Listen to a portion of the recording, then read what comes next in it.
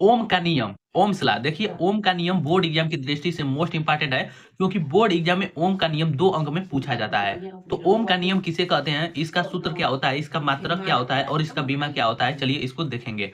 तो ओम का नियम, यदि किसी चालक की भौतिक अवस्थाओं में कोई परिवर्तन न हो तो उस चालक के सिरों के बीच उत्पन्न विभवांतर उस चालक में प्रवाहित धारा के अनुक्रमानुपाती होता है, जिसे ओम का नियम कहते हैं। देखिए ओम के नियम को पहले सबसे पहले समझिए। देखिए कह रहा है कि यदि किसी चालक की भौतिक अवस्थाओं में कोई परिवर्तन ना हो, भौतिक अवस्थाओं जैसे ताप दाब, ताप दाब हो गया, इसमें कोई परिवर्तन न हो तो उस चालक के सिरों के बीच विभवांतर, मतलब जब किसी चालक के सिरों के बीच विभवांतर मतलब विद्युत धारा उसे देते हैं तो उसके सिरों के बीच विभवांतर उत्पन्न हो जाता है।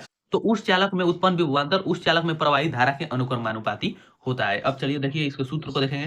कह रहा है कि यदि किसी चालक की भौतिक अवस्था में कोई परिवर्तन न हो तो उस चालक के सिरों के बीच उत्पन्न विभवांतर, मतलब उत्पन्न विभवांतर हमारा कैपिटल भी हो गया, और उस चालक में प्रवाहित धारा के अनुक्रमानुपाती होता है।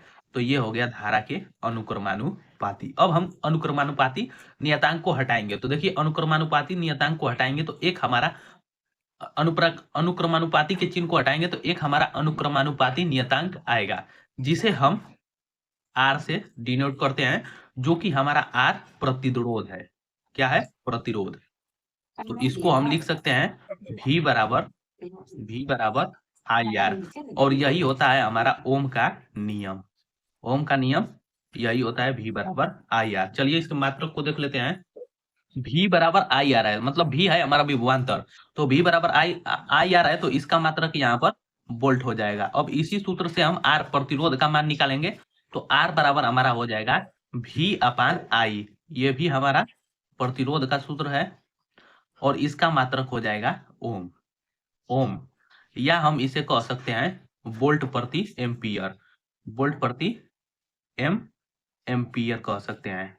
तो देखिए ये हो गया हमारा प्रतिरोध, प्रतिरोध का मात्रक ओम या वोल्ट प्रति एम्पियर। अब इसकी बीमा को देखेंगे कि आखिर जो बीमा होता है प्रतिरोध का वो क्या होता है। बीमा, तो बीमा जो इसका होता है वो होता है हमारा यम यल स्क्वायर टी पर -3 और ए पर -2। ये होता है प्रतिरोध का बीमा, और बोर्ड एग्जाम में 1 अंक में पूछा जाता है कि प्रतिरोध का बीमा लिखिए।